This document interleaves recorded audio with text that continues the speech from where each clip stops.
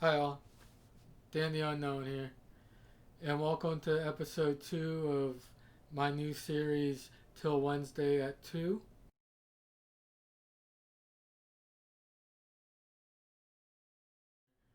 So I've been playing guitar for over 35 years now. I know my playing probably doesn't reflect that, but anyways, that's besides the point of this conversation.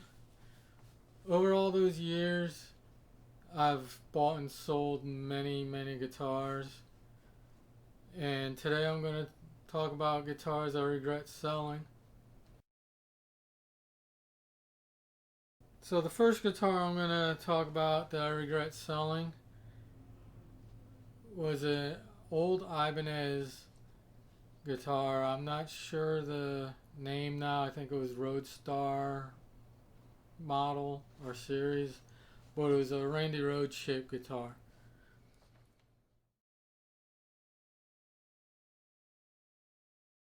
The only reason I regret selling that guitar is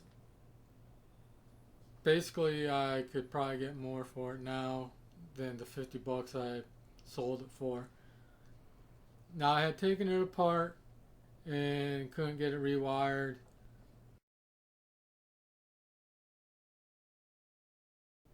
So I ended up selling it to a guitar player I jammed with from time to time, and he fixed it up.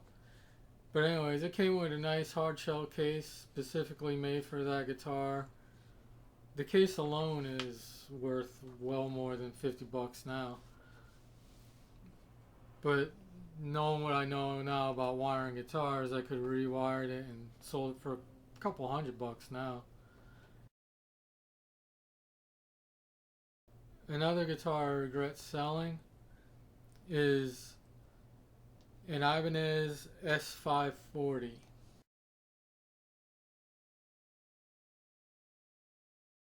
I think it was a 88 model. I'm not sure, but it was back in the day when there still had the square heels on the Ibanez, and it was a 22 fret guitar. Now the story with that guitar was I was turned off to Ibanez guitars by this point in my life, and this happened to be around 92 when I bought the guitar, maybe early 93, I can't remember now. uh, I had started my first death metal band, and I was looking for a better guitar to play death metal with than my Aria Pro ZZ Deluxe I had at the time. So I went into a local music store and I saw it up there hanging on the wall. I liked the shape, I liked how thin it was, and I tested it out. And lo and behold, it was the best Ibanez I've ever played, and it was one of the best guitars I've ever played at that point in my life. So I paid $450 for it with a case, used. Cut to a few years later, summer of '97, I took it apart to paint it, took all the pickups out, etc., etc. Well, after I got it painted, life kind of got in the way. I got in a long distance relationship. Um, I ended up moving to where I live now. So it sat in the case in a closet for about 3, 4 years. I went and tried to put it back together, and I just couldn't get it wired properly. I just couldn't get the sound. So we're talking around 2000, 2001. There wasn't a whole lot of wiring stuff that I could find online at the time, and so basically I decided to sell it. I got like 220 bucks for it off of eBay, which I was surprised to get that much since it was basically just a body and neck and some parts and the bridge. Um, The reason I regret selling it now is because I know how to wire a guitar, and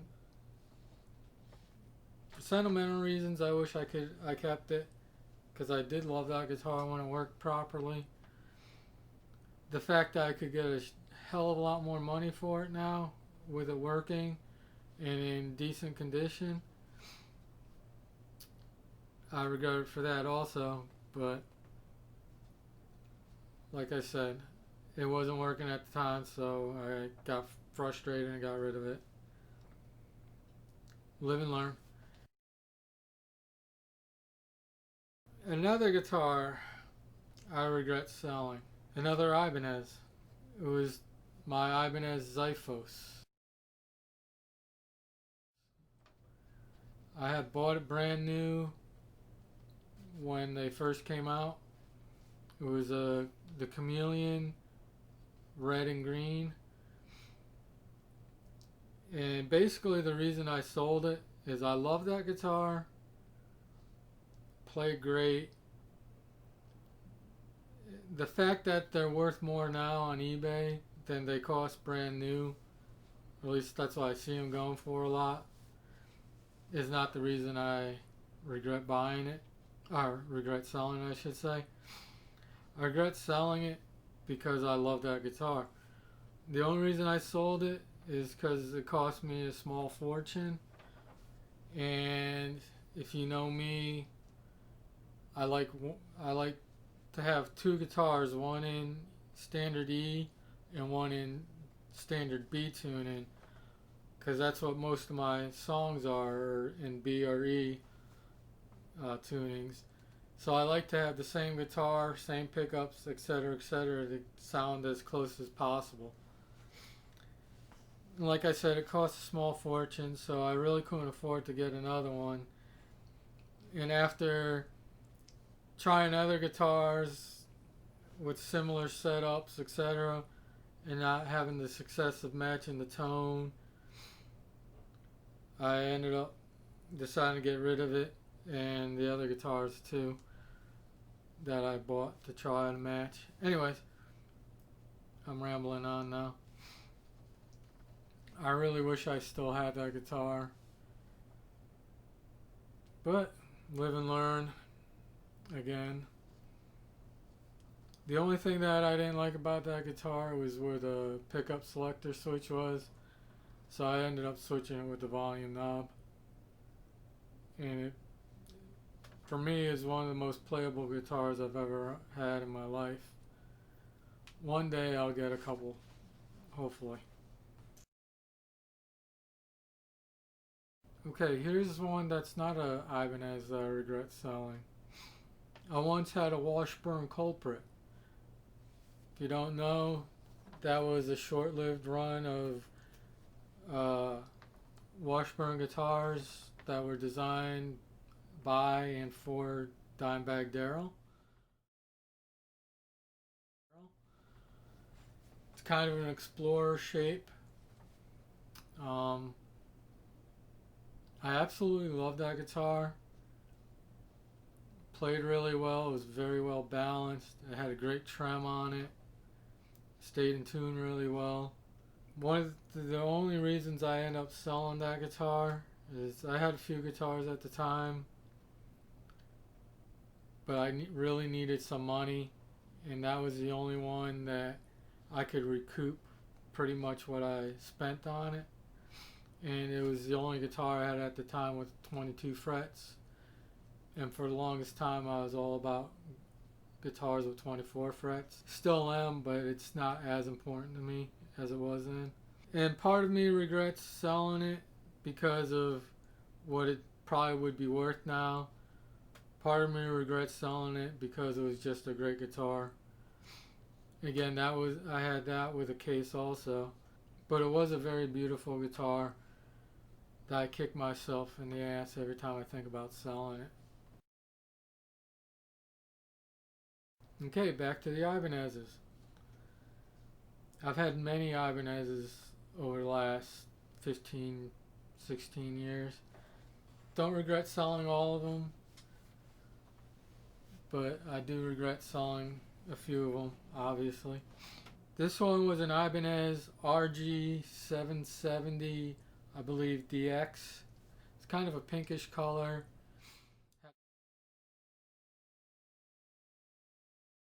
The maple fretboard, the headstock and the fret markers all matched the guitar body, and it had a clear pick guard so you can see through it and see the body through the pick guard. The pickups also matched the color of the body pretty damn close. It had white binding on the neck and I believe the headstock also. This guitar played very well, but it had come with a broken neck that had been repaired previously. So I paid like $225 for this guitar with case, maybe $250. I took it apart to repaint it because I didn't like the color of the body. Again, when I went to rewire it, couldn't get it to work properly, the electronics. So I ended up selling it. And here are two reasons I regret selling it. One, again, I know how to wire a guitar now, so I could have made a great guitar out of it. And it was a great playing guitar. The reason I regret selling it is because I got fucked on selling it. This was still kind of early days of eBay, long before PayPal. Most payments came through the mail via check or money order. This was the last item I sold that I took a personal check for. It was all money order after that until PayPal came along. But the guy sent me the check for like $200. I think I got $250 for it on eBay. After the check cleared, I sent the guitar out.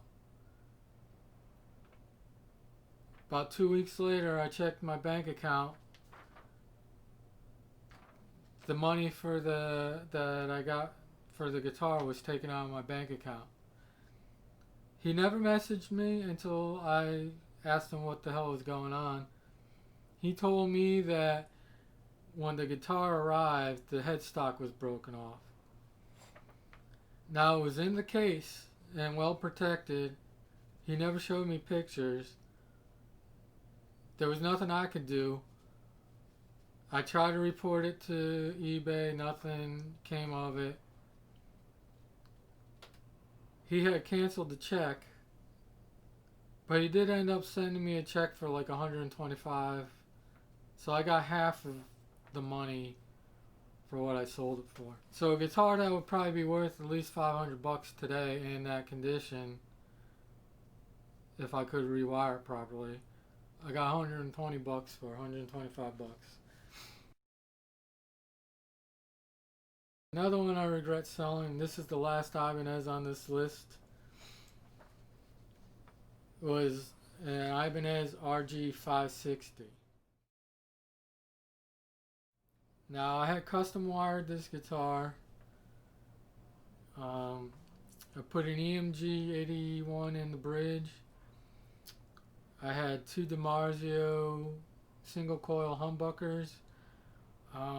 I think it was a fast track in the middle with the blade poles instead of pole pieces. And I know I definitely had an Air Norton in the neck position. Air Norton S, I should say.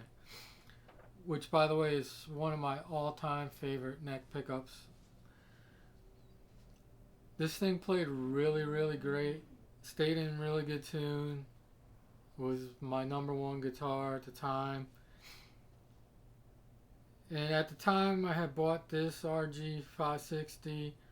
I also had an RG550, and I had the 570 that I made to look like a 550 that I put the 3 single coils in that you may have seen in some of my videos. That's the only one I still have out of those guitars. I had that one in the RG 560 in E. I had the 550 that I had in B, and then the 570 slash 550 I had in F sharp, tuned down to F sharp. But I still sold the RG 550 and the 560 because I kind of got sick of the Strat shaped guitar and I wanted more radical looking stuff. So for a while I had some some Jackson Warriors. But that's neither here or there. I just regret selling the 560 because it was a great playing and sounding guitar. I wish I had the money that I could have kept it at the time when I switched over to Jackson Warriors. The reason I sold that over the 570 slash 550 is because I knew I could get more money for the 560. Alright, the last guitar I regret selling, I had a BC Rich Beast for a while.